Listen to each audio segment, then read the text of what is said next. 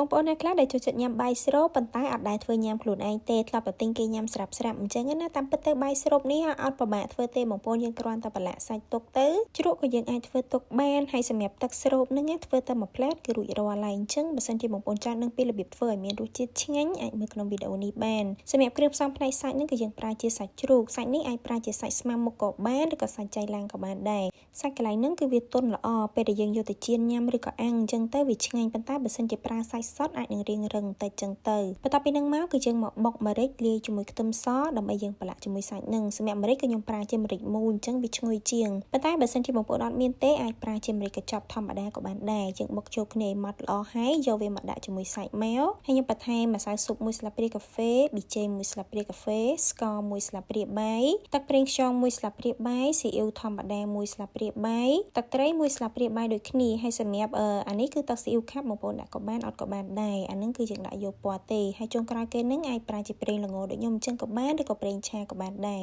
យើងដាក់ចូលទៅដើម្បីសាច់របស់យើងនឹងកាន់តែទន់ល្អហើយសម្រាប់គ្រឿងក្រៅដែលខ្ញុំបានបញ្ជាក់បងប្អូននឹងគឺប្រើជាមួយនឹងសាច់ចំនួនកន្លះគីឡូហើយសម្រាប់រសជាតិសាច់នេះគឺអត់ប្រៃខ្លាំងណាបងប្អូននិយាយទៅរៀងសាបមកល្មមញ៉ាំទេបងប្អូនណាដែលញ៉ាំរៀងសាបគឺត្រូវប៉ុន្តែបើថាញ៉ាំប្រៃអាចបន្ថែមរៀងលើសជាងនឹងបន្តិចក៏បានដែរយើងប្រឡាក់វាប្រហែលជាខ្ទង់ 4-5 នាទីផ្អាប់វាទុកចោលប្រហែលជាខ្ទង់កន្លះម៉ោងឬក៏លើសពីនឹងក៏បានដែរហើយសម្រាប់ការចៀនពងក្លុកនេះបងប្អូនធ្វើដូចខ្ញុំអញ្ចឹងក៏បានឬក៏អត់ក៏បានដែរពងក្លុកបងប្អូនកុំភ្លេចថែមទឹកបន្តិចផងដើម្បីឲ្យយើងចៀនទៅគឺវាទន់ល្អអានេះបើសិនជាអត់ដាក់ទឹកទេវារៀងរឹងអញ្ចឹងណាហើយសម្រាប់គ្រឿងក្រៅនេះគឺខ្ញុំអត់យកប្រៃហ្មងទេបងប្អូននិយាយទៅដាក់គ្រឿងមួយមុខបន្តិចឲ្យរសជាតិរបស់វានឹងរៀងឡែមបន្តិចទេគ្រឿងបន្ទាប់មកទៀតនឹងយើងមានជាស្លឹកខ្ទឹមហើយនឹងគល់ស្លឹកខ្ទឹមអានេះយើងហាន់វារៀងដិតមកសម្រាប់ស្លឹកខ្ទឹមយើងដាក់វាក្នុងចានទុកម្ដុំសិនទៅយើងទៅរៀបចំចៀនពងក្លុកមុនគេបងប្អូនសម្រាប់ពងក្លុកនេះខ្ញុំប្រើចំនួន2គ្រាប់ប៉ុន្តែអត់ចាក់ទាំងអស់ទេបងប្អូនយើងទុកវាប្រហែលជាខ្ទង់ 2-3 ស្លាបព្រាសម្រាប់យើងធ្វើទឹកខ្លាញ់សម្រាប់ពងក្លុករបស់យើងចៀនចេញមកគឺទន់ល្អមែនតើដូចដែលខ្ញុំបានបញ្ជាក់អញ្ចឹងយើងបន្ថែមទឹកបន្តិចមកអានេះបើអត់ដាក់ទឹកញ៉ាំទៅវារៀងរឹង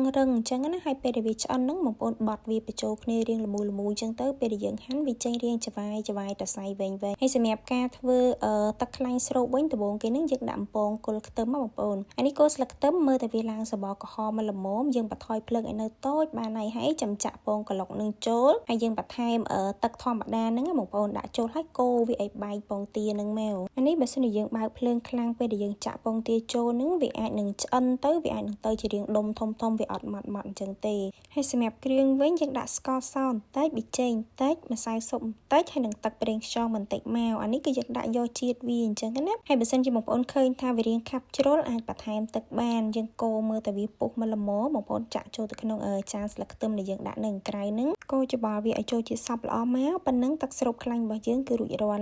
់ហើយសម្រាប់សាច់ជ្រូកប្រឡាក់នេះវិញគឺខ្ញុំទុកប្រហែលជាខ្ទង់កន្លះម៉ោងឬក៏បងប្អូនណាដែលមានពេលអាចទុក1ម៉ោងឬក៏លើសពីនឹងក៏បានដែរហើយសម្រាប់សាច់ជ្រូកនេះដែរបងប្អូនចង់យកមកចៀនដូចខ្ញុំអញ្ចឹងក៏បានឬក៏យកទៅអាំងក៏បានសាច់ជ្រូកហ្នឹងយើងចៀនចេញមកសម្បល់ល្អមែនតើបងប្អូននិយាយទៅគឺឡើងក្រហមហ្មងហើយពេលដែលយើងហាន់យកទៅញ៉ាំហ្នឹងគឺឡើងទន់ហ្មងអានេះបើប្រើសាច់សុទ្ធរៀងរឹងដូចខ្ញុំបានបញ្ជាក់អញ្ចឹងហើយបើសិនជាប្រើសាច់3ជាន់វារៀងខ្លាញ់ច្រើនអញ្ចឹងណាប៉ុន្តែអាស្រ័យតាមបងប្អូនទេបើសិនជាចូលចិត្តខ្លាញ់ច្រើនអាចប្រើសាច់ជ្រូក3ជាន់ក៏បានដែរហើយសម្រាប់ពងទាដូចដែលខ្ញុំបានបញ្ជាក់អញ្ចឹងពេលដែលយើងបត់វាល្មូអញ្ចឹងទៅហាន់ចេញមកវាបានរាងច្វាយតូចវែងអញ្ចឹងទៅហើយសម្រាប់បាយវិញយើងដាំឲ្យរាងស្រួយតិចមកយើងរៀបចំទាំងពងទាទាំងសាច់ជ្រូករបស់យើងដាក់លើចានអញ្ចឹងមកហើយសម្រាប់ជ្រក់របស់ខ្ញុំជ្រក់ល្ហុងបងប្អូនអានេះគឺខ្ញុំសល់ទេខ្ញុំធ្វើលើកមុនហ្នឹងថាញ៉ាំជាមួយសាច់គោអាំងជាកាអូបងប្អូននៅសល់ក៏យកមកញ៉ាំជាមួយបាយប៉ុន្តែអានេះញ៉ាំជាមួយបាយក៏ឆ្ងាញ់ដែរហើយសម្រាប់ទឹកស្រូបខ្លាញ់នេះវិញគឺឆ្ងាញ់មែនតើបងប្អូននិយាយទៅខ្ញុំស្រូបឡើង2 3ដងហើយញ៉ាំអស់ស្រូបខ្លាញ់ថែមទៀតអានឹងញ៉ាំអត់តលាន់នេះណាភាគច្រើនពេលដែលខ្ញុំទិញបាយស្រូបញ៉ាំក្រៅបងប្អូនខ្ញុំអត់ដែរឲ្យគេស្រូបទេប៉ុន្តែដល់ពេលធ្វើញ៉ាំខ្លួនឯងចេះហេគឺខ្ញុំស្រូបថែមឡើង2 3ដងហ្មងហើយសម្រាប់បាយស្រូបនឹងបើសិនជាបងប្អូនណាដែលចូលចិត្តទឹកត្រីកោះកុងក៏អាចធ្វើថែមបានដែរប៉ុន្តែសម្រាប់ខ្ញុំគឺខ្ញុំចូលចិត្តតែប៉ុណ្្នឹងទេបងប្អូនមានតែពងក្លុកមានតែជ្រក់ជាមួយនឹងទឹកស្រូបខ្លាញ់ជាមួយសាច់អីប៉ុណ្ណឹងមកគឺឆ្ងាញ់